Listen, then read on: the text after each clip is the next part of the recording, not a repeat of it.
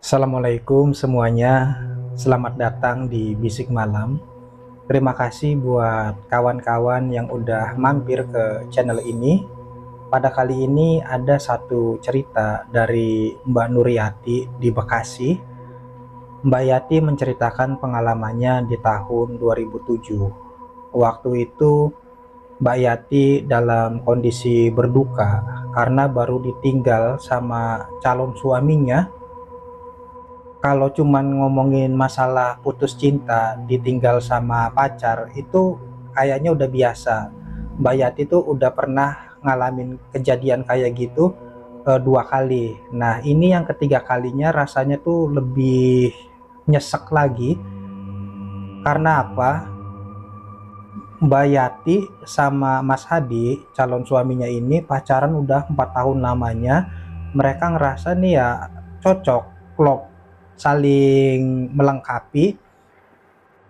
Nah, di tahun keempat mereka pacaran, saat mereka udah ngomongin ke jenjang yang lebih serius lagi, tiba-tiba Mas Hadi sakit dirawat di rumah sakit sama dokter, divonis kalau Mas Hadi ini kena leukemia. Nah, 2 bulan dirawat di rumah sakit, Mas Hadi nggak kuat karena mungkin ya antibodinya atau gimana, Mas Hadi meninggal. Disitulah Mbak Yati ngerasa kalau apa yang udah dia bangun perlahan selama beberapa tahun ini hancur seketika.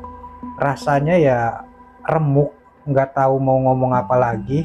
Pokoknya ya pikiran ini udah nggak karuan.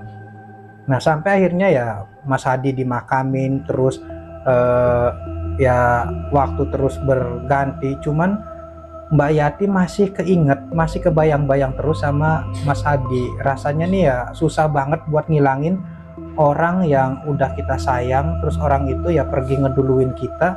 Ada perasaan kayaknya aku mau ikut, Yati ini mau ikut, mau nyusul Mas Hadi, cuman kan ya itu dosa, nggak boleh ya.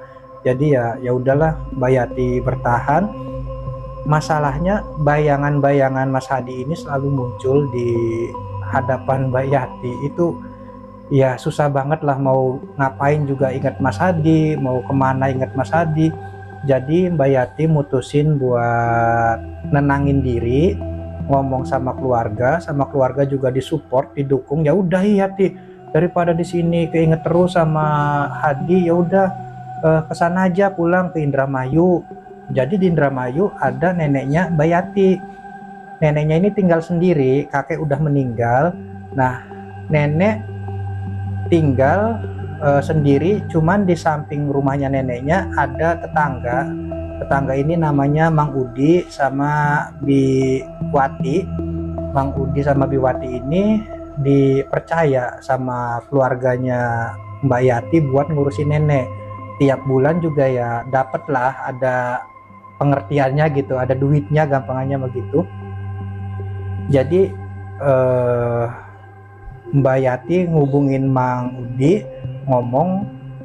ngomongnya itu ke Biwati. Jadi yang angkat telepon itu Biwati, ngomong sama Biwati, Bi, oh iya ini itu ya Nok Yati, iya ini Yati nanti malam mau pulang kampung. Oh ya udah, iya nggak apa-apa, cuman nggak usah ditungguin, biar aja nenek istirahat, nanti takutnya datangnya malam ya neneknya malah nggak tidur nungguin Yati. Lagian Yati juga di kampung rencananya mau lama. Oh, mau berapa lama Nok Yati di kampung? Ya 3 bulan, 4 bulan, 5 bulan, pokoknya lama lah kata Mbak Yati gitu. Oh ya udah kalau kayak gitu ya, kalau nggak usah ngomong sama nenek gimana biar neneknya kaget. Oh ya udah nggak apa-apa kata Mbak Yati gitu. Akhirnya ya telepon dimatiin, pulanglah Mbak Yati ke Indramayu naik bis terus sampai akhirnya turun di pinggir jalan. Dari pinggir jalan itu naik ojek lagi kurang lebih 20 menit. Jadi nyampe ke kampung neneknya hari udah malam, udah jam setengah 10 waktu itu. Nah, motor ini berhenti di depan rumah neneknya. Setelah dibayar sama Mbak Yati, ya tukang ojeknya pergi kan. Mbak Yati kan seneng ngelihat neneknya. Kenapa? Karena kalau dipikir-pikir kayaknya udah 3 tahun Mbak Yati nggak pulang kampung. Jadi kalau lebaran malah neneknya yang ke Jakarta, itu yang ke Bekasi nemuin Mbak Yati, diantar sama Mang Udi sama Biwati, ya nemuin keluarganya yang di Bekasi. Katanya sekalian mau jalan-jalan ngelihat kota, bosan ngelihat sawah terus gitu. Makanya ya dipikir-pikir, ya iya sih udah lama, udah 3 tahun apa 4 tahun yang nggak pulang kampung, kata Mbak Yati tuh gitu. Nah, rumah neneknya kan di sebelahnya ada rumahnya Mang Udi sama Biwati. Di tengah-tengahnya itu ada sumur. Jadi sumur ini barengan. Sumur ini ya dipakai sama neneknya, dipakai sama Mang Udi. Sumur timba, airnya itu jernih. Nah, di sumur itu Mbak Yati ngelihat ada Mang Udi. Mang Udi tuh lagi nimba air. Lah, Mang Udi katanya. Dideketin sama Mbak Yati. Celuk datang situ. Assalamualaikum Mang Udi. Nok Yati katanya kan. Ngagetin aja malam-malam gini baru datang. Iya, Mang Udi lagi ngapain malam-malam nimba air? Siapa yang nimba air? Ya itu ngapain di sumur? Ini Mang Udi lagi nungguin setan katanya, nungguin jurik. Nungguin hantu. Iya, nungguin hantu. Ada hantu bocah laki-laki dulu ninggalnya tenggelam di sumur ini. Makanya Mang Udi ini lagi nyari hantunya. Nah, yang seharusnya Mbak Yati ketakutan malah ketawa. Soalnya apa? Memang Mang Udi ini orangnya kayak gitu.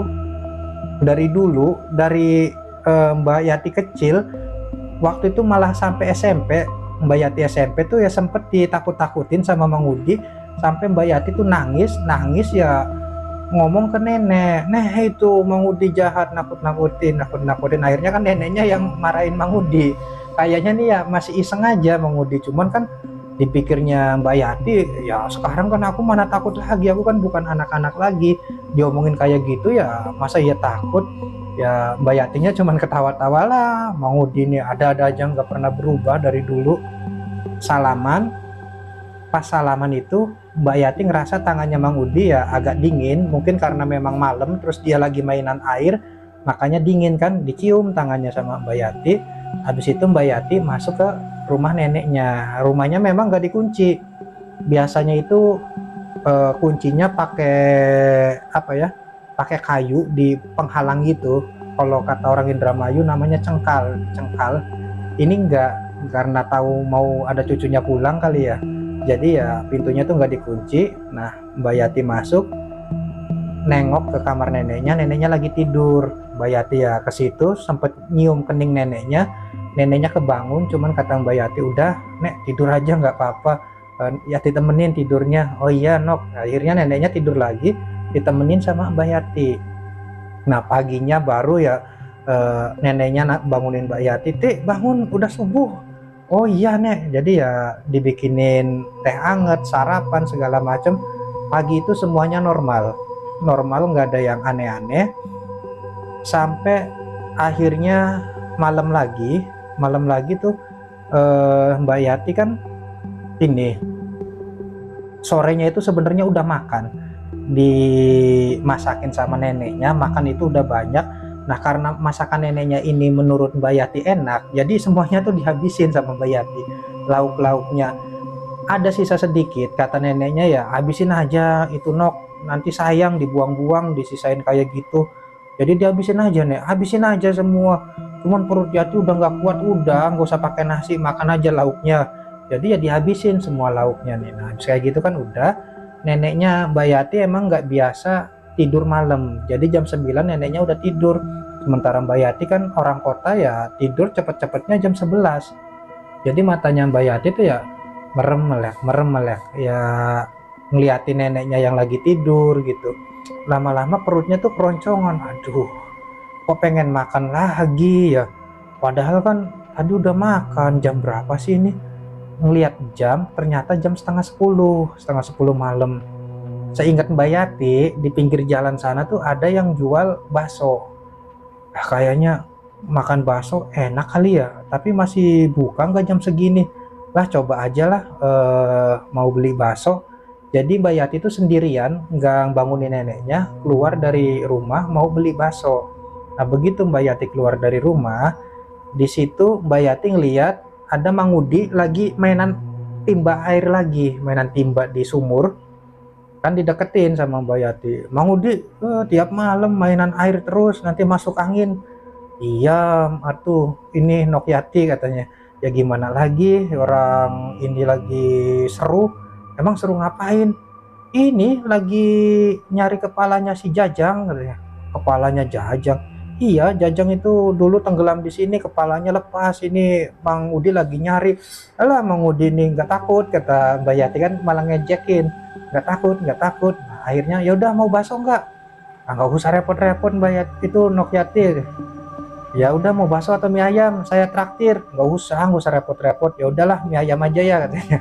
Akhirnya Mbak Yati pun pergi beli mie ayam 4 bungkus, bakso 2, mie ayam 2 maksudnya tuh. Jadi buat Mbak Yati sendiri, buat neneknya, buat Biwati, sama satunya lagi buat Mang Udi. Nah ke situ pulang ke rumah neneknya, pas nyampe halaman rumah nenek tuh kelihatan Mang Udi tuh lagi duduk di pinggir sumur keringetan, kayaknya tuh lagi kecapean. Mang Udi, ini makan dulu ayo, itu baksonya. Oh, bakso atau mie ayam? Katanya tadi mie ayam. Lah katanya tadi nggak mau, sekarang mau kan.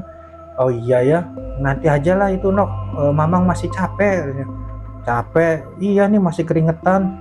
Terus kan Mbak Yati ngedeketin jalan ke arahnya Mang Udi, ditanya, ya iseng godain, ketemu nggak itu Mang kepalanya si Jajang yang putus kejebur di sumur.